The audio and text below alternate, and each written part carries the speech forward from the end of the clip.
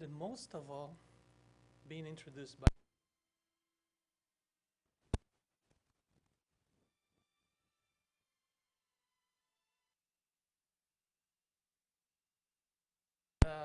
blessings or the credit comes to us.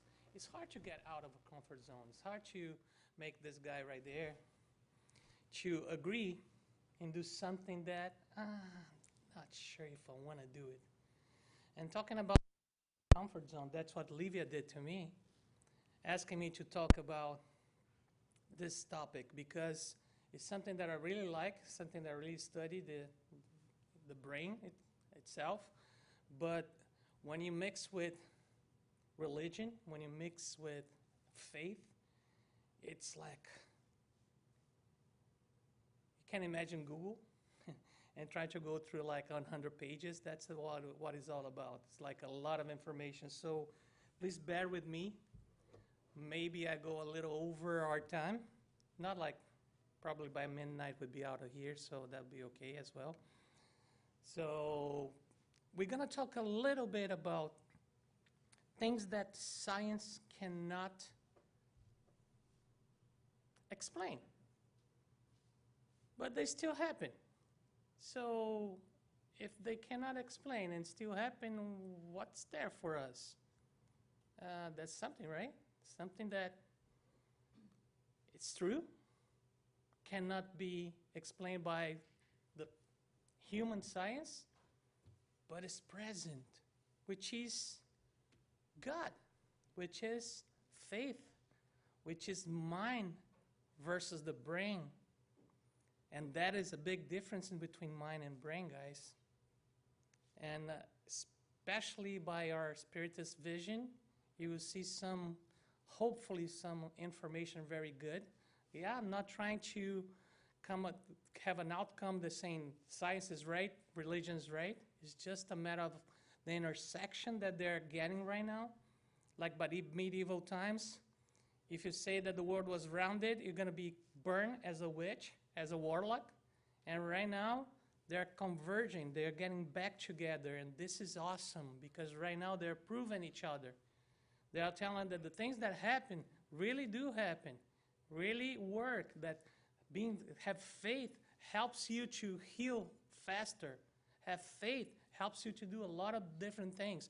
Have a religion in regular basis makes you more happy, and happiness makes you more healthy, and so far and so on. So let's start this journey, shall we? So we normally being like true skeptic. So what is a believer in this context? Believer is the person that has a religion and believes that prayer, faith, believing God have a bigger sense of pertaining to something greater than just themselves, can have a great effect.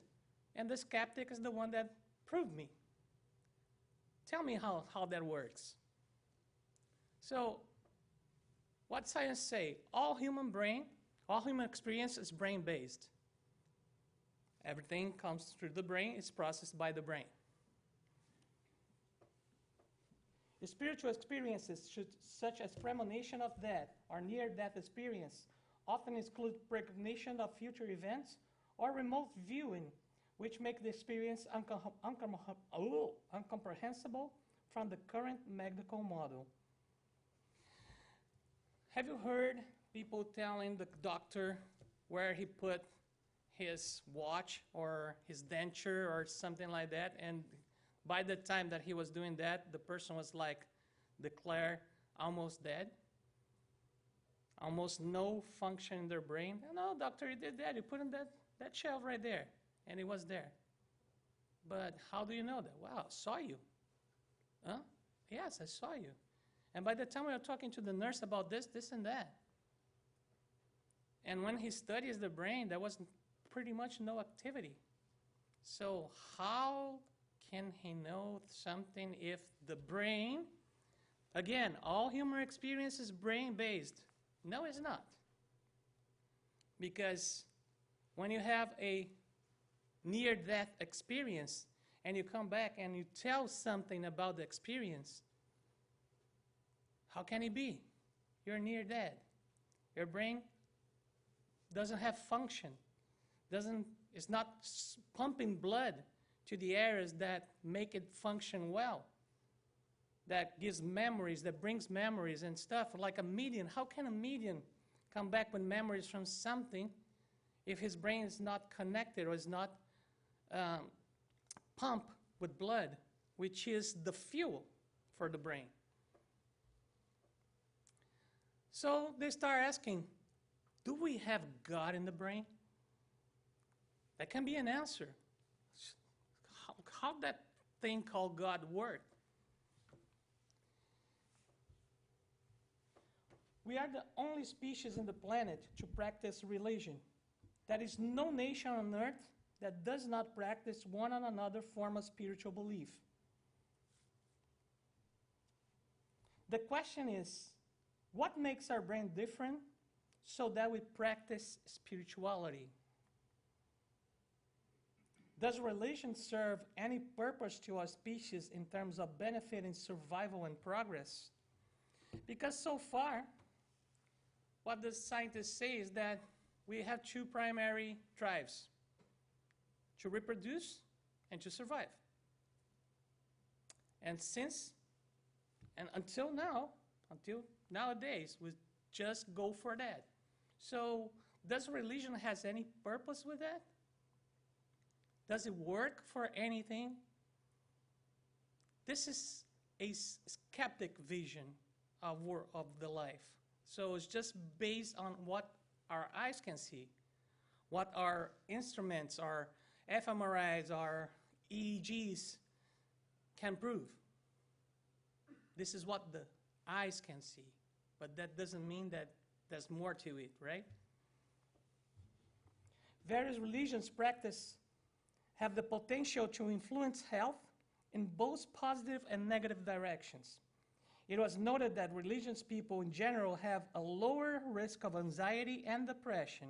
This in turn is linked to a stronger immune system.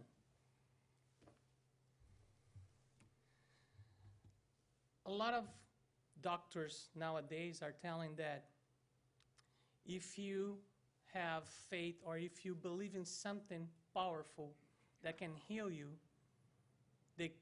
they call that the placebo effect. That will happen because you put so much trust on that. Even if it's a sugar pill and you have trust that this will heal you, you will produce inside your body the chemistry, the components needed for to heal yourself. And that's the power of our system. But without this little word, belief, nothing will be triggered. So again, does religion serve any purpose to our species in terms of benefiting survival and progress? Yes, and a lot. Because every time you believe that something's going to happen, it's easier for that to happen. Every time that you believe that you're going to get healed because you have faith, it's easier for you to recover. And that's not Peter telling. This is like a lot of white papers from doctors telling that they did a study with people that didn't believe in anything and people that believe in some kind of religion. And the people that believe, the group that believe in some kind of religion get healed faster with less occurrence of getting sick again. Just because they believe. What is that? What that means? What that triggers in our brain? It should trigger a lot of good things, right? It should prevent us to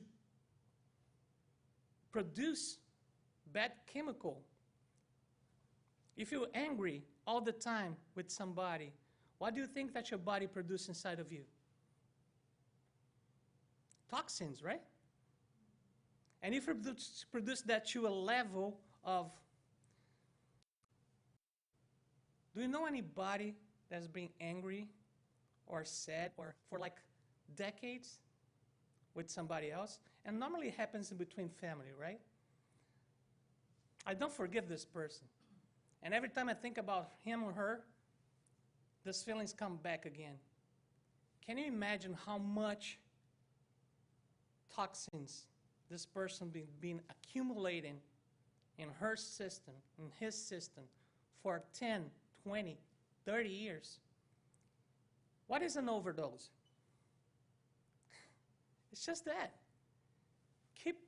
Keep pumping this kind of chemicals inside your body. Somehow and sometime, you're going to end up with an overdose. And one of your organs are going to fail. And who's the responsible for that? God, right? It's not us. Because we love to point out to my mother-in-law, my sister, my brother, my cousin. It's never me.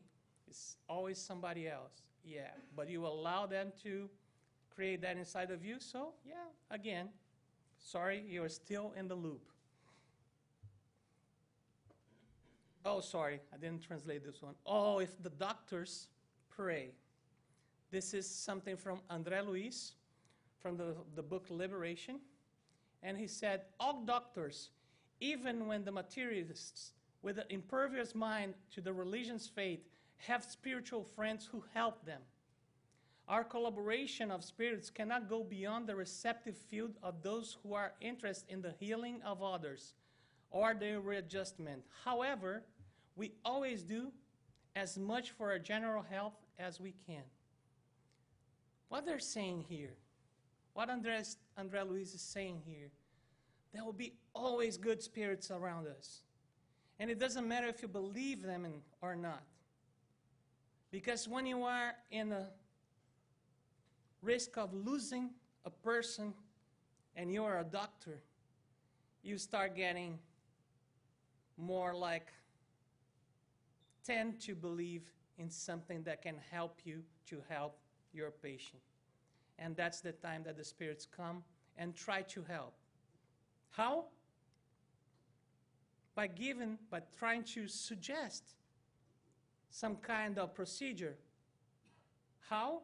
Through your thoughts. Have you ever have a thought that you say, wow, I never thought that again, or I never thought that in my life? That's the first time that I have this thought, right? And if it happens, probably it's because it's not yours. It was suggested to you. But we can have this suggestion for good and for bad. And normally, because we don't keep our thoughts in check most of the time, we normally have for lower thoughts, not for enlightened ones. But yes, André Luiz is saying, wow, if the doctors pray before a surgery, they are giving us a big path to help them more effectively than we've been doing so far. And that is reality. That is fact. Why? Because now there is a field called neurotheology.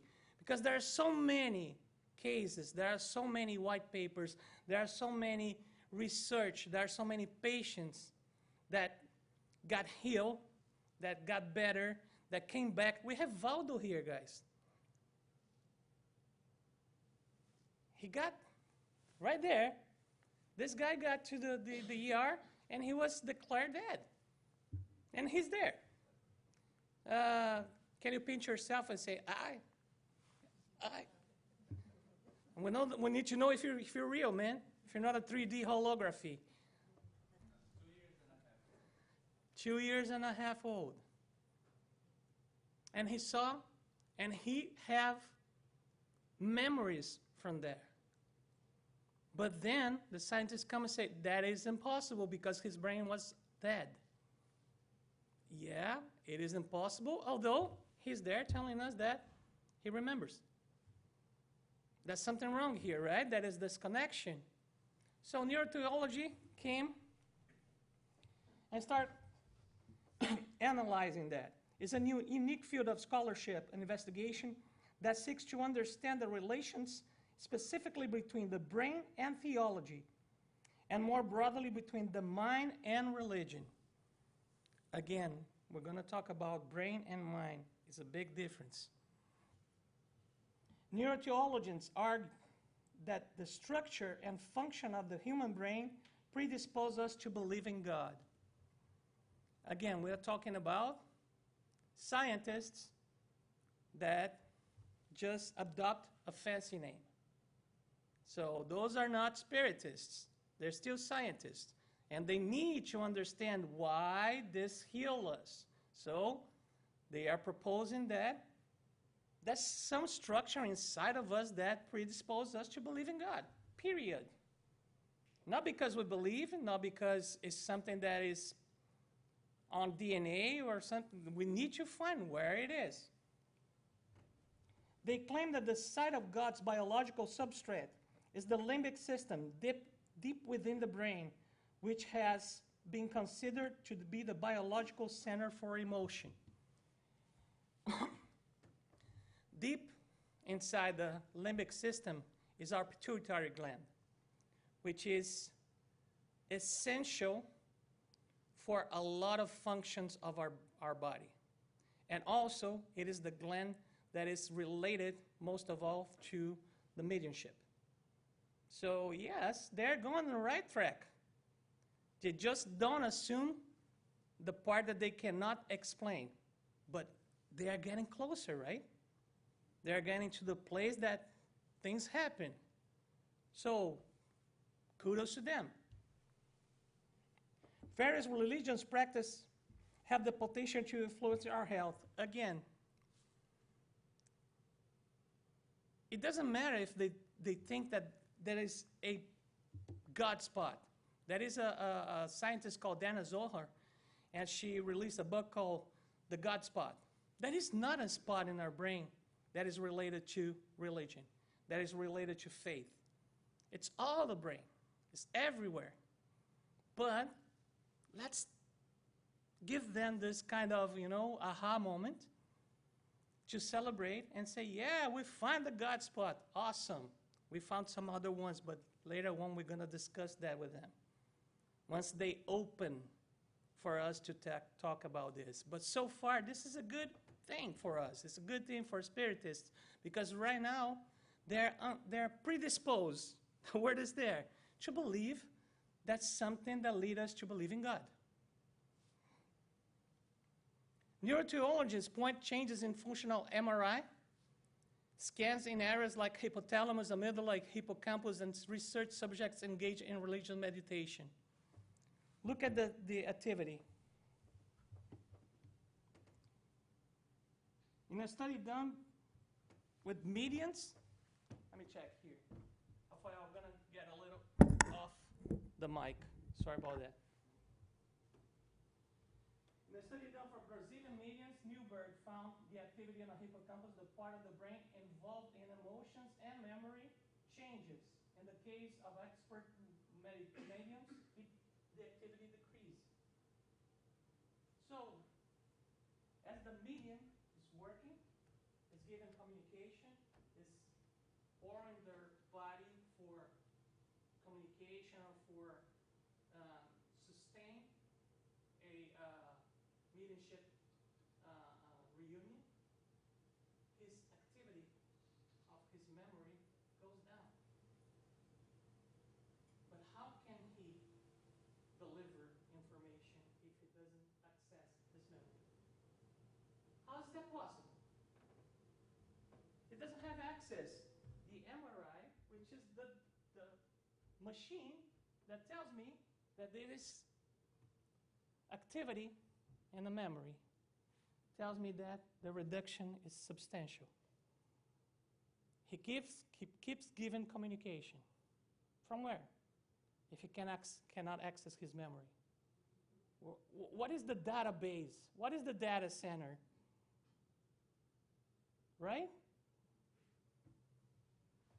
Scan of brains of Tibetan Buddhist meditators during meditation and not.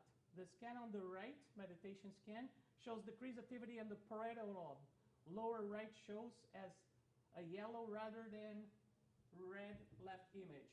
The parietal lobe gives us a sense of orientation, space, and time. Thus, spaceless and timeless often report in spiritual experiences. Again, how can they know where they've been? How can they know what they did? How can they know what happened if they don't have access to their database, which is, by the scientists, our brain? Where does information come from? For us, spiritists, we're going to say, hey, Peter, you're not telling anything new to me. It comes from the Spirit. Yeah. But right now, what I'm telling is they are closer to prove something that they were not going to like that much because they have to go against what? Their comfort zone. No equipment built in planet Earth will tell them where that comes from. They will believe or not. That's the thing. Is God embedded in your genes? And if so, which ones? Again, they keep on trying. They keep on bringing more questions to see if, they're going to find God somewhere in between our DNA. They will, but not in the way that they think. If that is the case, it would mean that people are not only wired to believe in God, but genetically programmed to do so as well. Dean Hammer, PhD, behavior geneticist at National Cancer Institute. They're all around. They're all around the truth. They just cannot validate it. If they cannot validate it, that is not right. So, again, the fear of being burned as a witch still inside of each and every one of us. So you don't want to be the first one to say, yay, believe in God, period. And everybody's going to turn their backs to you. If you guys watch the movie Kardec, when he started preaching about the spirits, the whole society that took him in high standards turned their back to him. So far, our scientists don't want to do that. We don't have too much, brave men to assume that. Spirituality is a real phenomenon that can be described and measured. Spirituality derived from genes is rooted in nature. Religion derived from memes, cultural counterparts, ideas, values, patterns of behavior that are passed from one generation to another, often by imitation. Religion is rooted in nurture. One is rooted in nature, the other one in nurture. What is the difference? Emotions, right? What emotions cause in our body? Chemical reactions, right?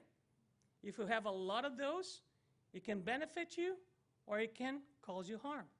It depends on which ones you are choosing to have, right? Are we hardwired for God? What do you think? After all this talk, are we hardwired for God? Meaning that we were born and our brain is just like that, and that's why we believe in God, period. There's something inside our brain, there's some wires that are connected, and that's why we believe in God. The bottom-up explanation for religious belief and spirituality after neurotheologians and neurogeneticists derive from a science that sees our lives as being largely determined by our biological factors. As a materialist, scientists must maintain that believing in God involves some kind of brain wiring. And that's the final frontier. That's what we're hanging right now. They cannot give that up because the next step will be just to believe. Because nothing more can be proved. They need to believe or just stay in that point. Believe that God involves some kind of brain wiring. It's embedded in our genes. It's embedded in our DNA. Otherwise, why do we believe in God? And why God has all this effect on us? Well, we have the Spirit, we have the perispirit, and we have the body. So we have IT people here.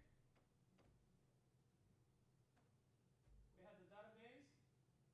We have the modem. And we have the computer. Right? Pretty much like that. Our spirit is where our experience comes from. The perispirit send the message, and interpret and send the message, and the body reacts. The mind's physic apparatus, or psyche, is situated in the perispirit and is responsible for the range of phenomena that crosses the brain its way to the spirit. Each way to the spirit. The mind is here. The brain is here. So, who controls our daily actions? Who controls our emotions? Who controls how we react to things? The brain or the mind? Who generates the thoughts?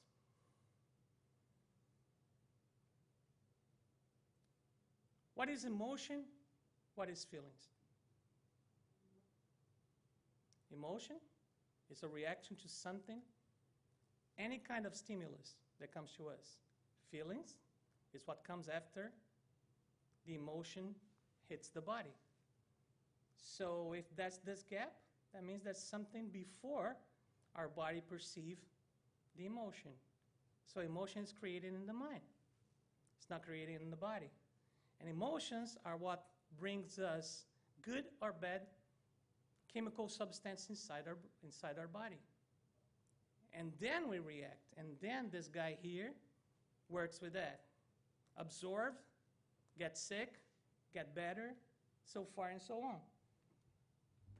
It is not an arbitrary creation of evolution, but a spirit capturing mechanism that has been deliberated, constitute, and serve to its purposes. This is André Luiz, okay? And liberation. It is the basis of all meaningist manifestation, whatever the characteristics in which they are expressed. So everything happens in the mind, and then is downloaded to the brain. And then the brain receives it. And even the scientists can tell that before you take any kind of action, your brain already took the decision 10 milliseconds before it hits your conscience. So your subconscious level is huge. Subconscious level, that they said that is related to spirits, right? So everything links together. Everything goes the same way. But right now we're trying to explain in a way that is kind of boring. Right? I know, it's kind of boring, my friend. The mind consciousness will be another essential component of the universe besides the material component. Dr. Alexandre Moreira Almeida, founder of the Spirituality and Research Center. Doctor. Not talking about somebody that came from the spiritual side. He's a doctor, and he studies that as a form of explaining something that most of the doctors don't want to explain. The mind is the consciousness, and it's an essential component of the universe besides the material, meaning that, yeah, the mind is not something that you see or touch. The mind transcends the material, transcends the body. The mind is formed by our thoughts, feelings, and consciousness. Thought is a coercive emanation, obligatory as long as we have the body, whether carnal or perspiritual. How many thoughts we have a day? Any clue? Any clue? 10? 15? One too many. Yeah, it's a good answer. 65,000. This is for men, okay? Women have got a lot more. You have the afterthought. No, being serious, we have 65,000 thoughts. 65,000 thoughts. It's really hard for us to understand that.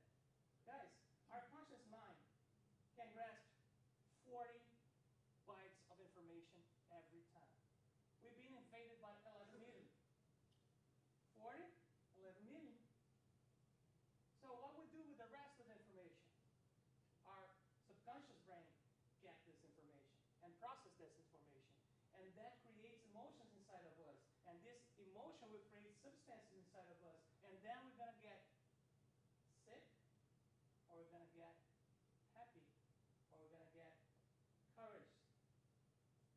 You know that a simple act of doing like this that we call Wonder Woman pose for 2 or 3 minutes before a meeting will give you the confidence that you need to deliver every single speech that you want? They put a pen in your mouth like this will make you happy because your brain analyzes the muscles that you're moving when you put a pen, looks like a smile, right? And it's going to tell, oh, he's smiling, so we must be happy. That's the way to fabricate a feeling mechanically in our brain. So the brain is nothing more than a slave. You give information, it will replicate. So the brain doesn't go too much when it comes to choices and understanding of what happens to us. The mind is.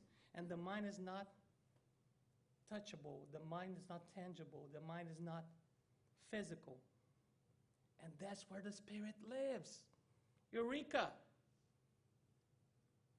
We see the light. It's the raw material and the subtle energy of the universe. Its flow is determined by the creative impulse of the spirit. Its construction is the responsibility of the spirit. That is so important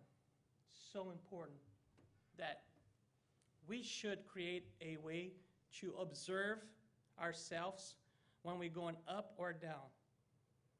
And that's the reason that we reinforce that meditation is absolutely crucial. Because in between the 65,000 thoughts that we have a day, you have to stop. You have to give it a break. And once you see the pictures of a brain in meditation, it means that you just stop the flow of all 65,000 thoughts every time. You just gave it a break. You just change your perspective. We are moved by expectations. Expectations can be real, but most of the time are not. Something that we create. We have to have perspective. Perspective is putting your expectation in check. Meditation helps that a lot. A lot. Their connecting elements and symbols are found in a consciousness and unconscious. The mind does not seem to touch the brain, but juxtapose it by stimulating an influence, as a magnet does when it comes to a metal object susceptible. Blah, blah, blah, blah. Okay, you got it, right? To the range of its field. Susceptible. Thank you.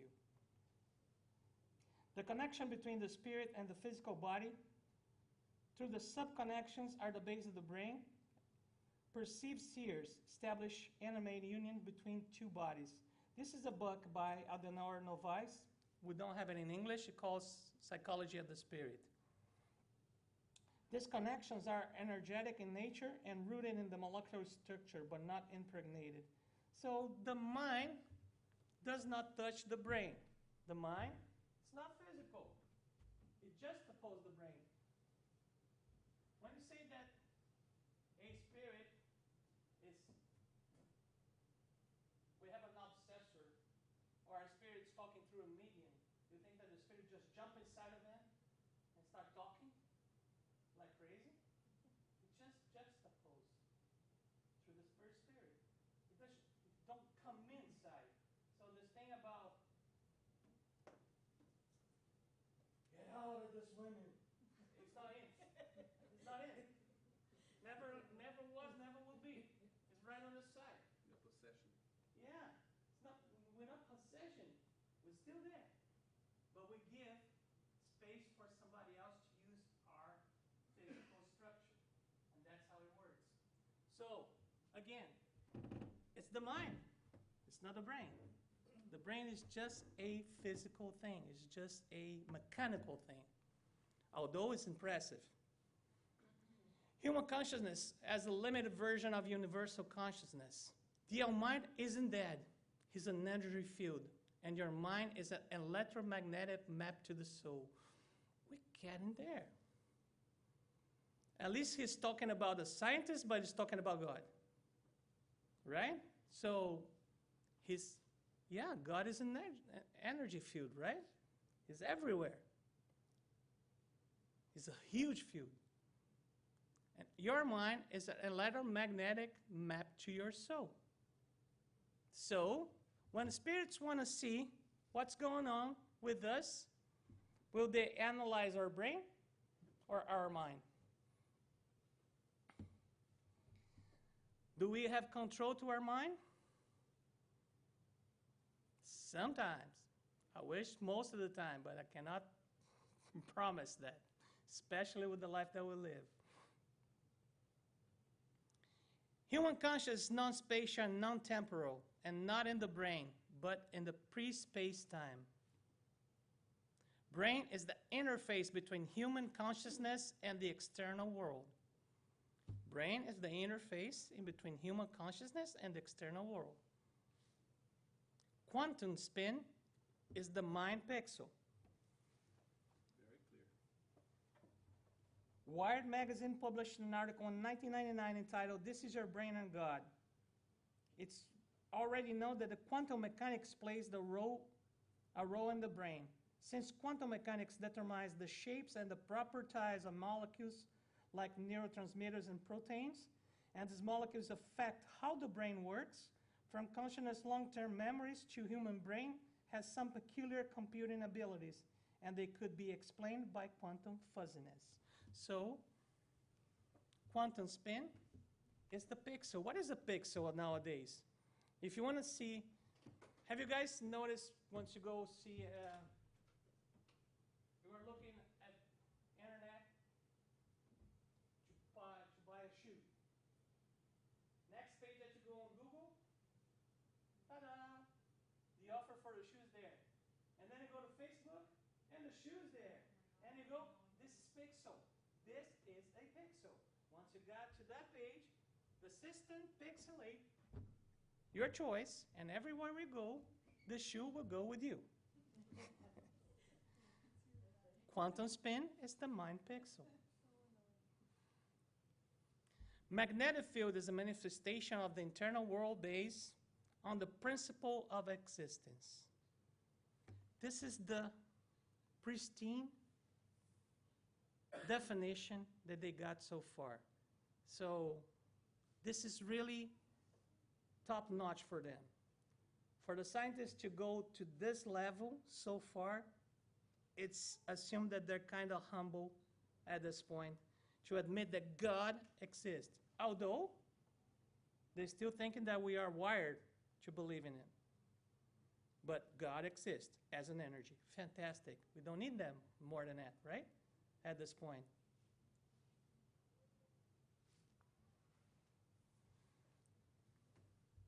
It is a mistake to think that spirit can be achieved mapping the brain and discover all the functions it performs. There is no region in the body where one can limit the spirit or even the perispirit. Facts and facts. Studying the brain is the duty of science, and it must be increasingly known so that all the learning potential of the body can offer to the spirit could be utilized. This is the outcome. We're not against or with, we're getting together. And as we're getting together, we need to embrace them. We need to embrace science. We need to embrace whatever they can offer to explain something that are baffled about it, because it exists, but they cannot prove. So they're confused. But this is awesome, because right now, they're trying. Right now, they're going an extra mile. And it's up to us to keep fomenting this, to keep telling this, go ahead, keep on doing. Maybe in the future, we're going to have some of the great gadgets that we see on André Luiz Tales. Maybe sometime in the future we're going to have something. We see it right now, technology showing like virtual images. You can pass some like a scanner in your brain and check the whatever is on your arm. This is fantastic. This we cannot think before. So this is connection between the spiritual world and the material world. And they're getting there. And this is the good news. The Holy Spirit is mathematics and is the glue that holds the universe together. Andrew Wilson is a girl that should be dead way before she said that. Studying San Francisco State University, and she defined herself like, I'm the person who had the severe brain bleed and should be brain dead, or at least messed up. And she's not. And she keeps studying, and she keeps doing her regular day. And she came up with this fantastic quote. The Holy Spirit is the mathematics and the glue that holds the universe together. So she put all together, right? Religious and science. Spiritism is the third religion in Brazil, and its therapies have been used for millions worldwide based on therapeutic resources: praying, laying of hands, fluidotherapy, magnetic water, charity, volunteering, spirit education, moral values, and disobsession, spirit release therapy. The paradigm shift has already occurred. The long-awaited reunion of science and spirit is already occurring. New advances in science, including information theory and functional neurogenesis, have led new understandings which give scientific context for spirituality.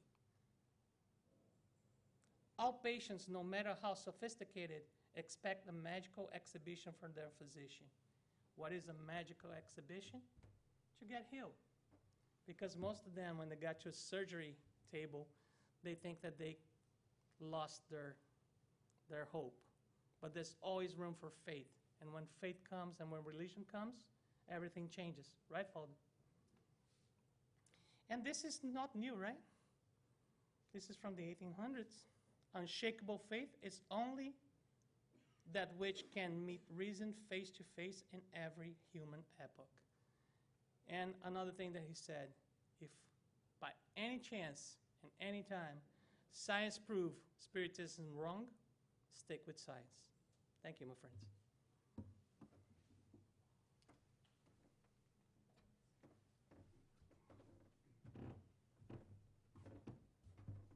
I should do this, right? Like a Wonder Woman thing.